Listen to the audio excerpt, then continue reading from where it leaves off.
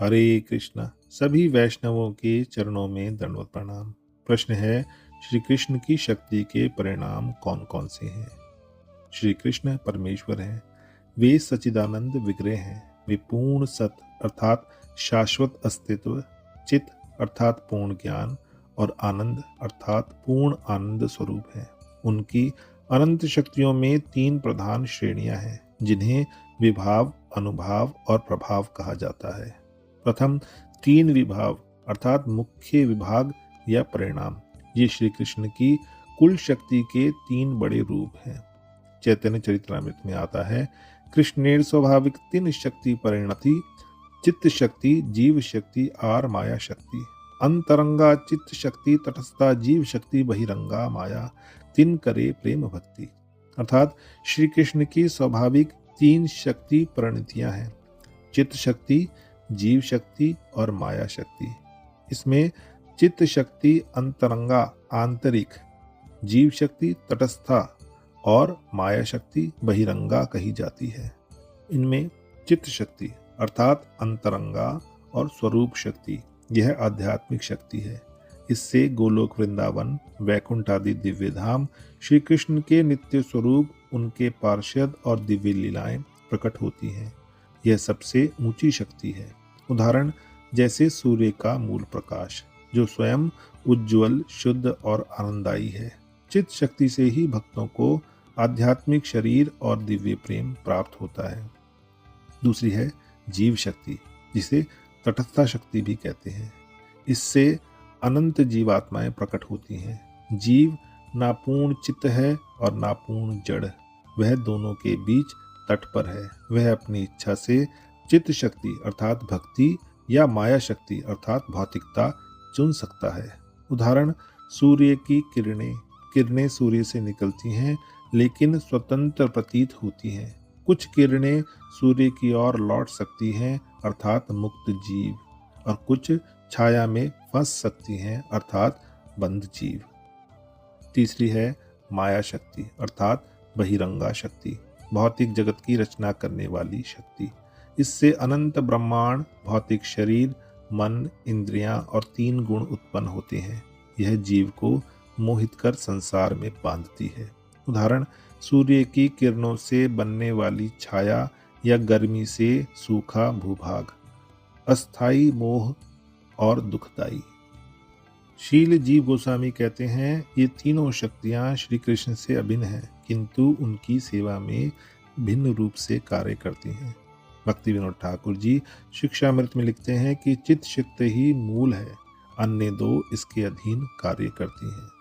दूसरा है चित्त शक्ति की 3 वृत्तियां अर्थात 3 अनुभाव। ये चित्त शक्ति की आंतरिक अभिव्यक्तियां हैं, जो सत चित्त आनंद को व्यक्त करती हैं। श्री चैतन्य चरितमृत में आता है, सच्चिदानंदमय ईश्वर स्वरूपा, 3 अंशे चित्त शक्ति है 3 रूपा, आनंदांशे हलादनी, संदेशे संधिनी, चिन्देशे संवित, यारे ज्ञान करीमानी। संधिनी शक्ति अर्थात सत अंश अस्तित्व, शाश्वतता और आधार प्रदान करती है।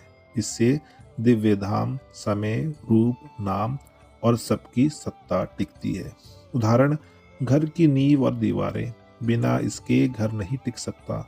गोलोक वृंदावन का शाश्वत अस्तित्व इसी से है। दूसरी संवित शक्ति चित्त अंश ज्ञान, चेतना और भाव रस प्रदान करती है। इससे श्री कृष्ण स्वयं को जानते हैं और भक्तों को कृष्ण तत्व का ज्ञान होता है। उदाहरण परिवार के सदस्यों का आपसी ज्ञान और समझ, इससे रिश्ते गहरे होते हैं। भक्ति में यह कृष्ण लीला का बोध कराती है। तीसरी है हलादनी शक्ति, आनंद अंश, आनंद और प्रेम प्रदान करती है। यह सर्वोपरि है। श्रीमती राधा रानी इसकी प्रधान अभिव्यक्ति है। उदाहरण परिवार में प्यार और प्रसन्नता जो सबको बांधे रखती है। भक्तों में प्रेम, भक्ति भाव, महाभाव इसी से जागती है। शील प्रभुपाद लिखते हैं, ये तीनों विशुद्ध सत्व बनाती हैं, जो आध्यात्मिक जगत की मुख्य विशेषता है। हालातनी से ही श्री कृष्ण भक्तों को आनंद देते हैं। इनके 3 प्रभाव अर्थात कार्य व्यवहार की शक्तियां, ये इच्छा, ज्ञान और क्रिया के रूप में कार्य करती हैं। अनंत शक्ति मध्येर कृष्णेर तीन शक्ति प्रधान, इच्छा शक्ति, क्रिया शक्ति, ज्ञान शक्ति नाम। इच्छा शक्ति संकल्प की शक्ति, श्री कृष्ण की इच्छा से सब कुछ होता है। ज्ञान शक्ति अर्थात ज्ञान की शक्ति, वासुदेव इसके अधिष्ठाता है। और क्रिया शक्ति अर्थात कार्य करने की शक्ति, संकर्षण बलराम इसके अधिष्ठाता है। सरल उदाहरण से समझें तो अर्थात कोई भवन बनाने के लिए इच्छा शक्ति, ज्ञान शक्ति और क्रिया शक्ति तीनों लगती हैं। इच्छा शक्ति मुझे भवन बनाना है अर्थात इच्छा और संकल्प। ज्ञान शक्ति किसी वास्तुकार से उसका मानचित्र बनवाना और सामग्री आदि का ज्ञान। और तीसरी क्रिया शक्ति अर्थात श्रमिकों द्वारा उसका वास्तविक निर्माण। बिना इन तीनों के कोई कार्य संभव नहीं। कृष्ण की इच्छा शक्ति ही मूल है। कृष्णेच्छया सर्व करता। श्रील भक्ति विनोद ठाकुर कहते हैं कि इच्छा शक्ति से चित्त शक्ति द्वारा दिव्य लीलाएं, ज्ञान शक्ति से ऐश्वर्य माधुर्य और क्रिया शक्ति से सृष्टि होती है।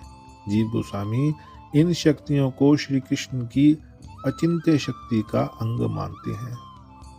श्री कृष्ण की ये शक्तियां अचिंत्य भेदाभेद सिद्धांत पर आधारित हैं।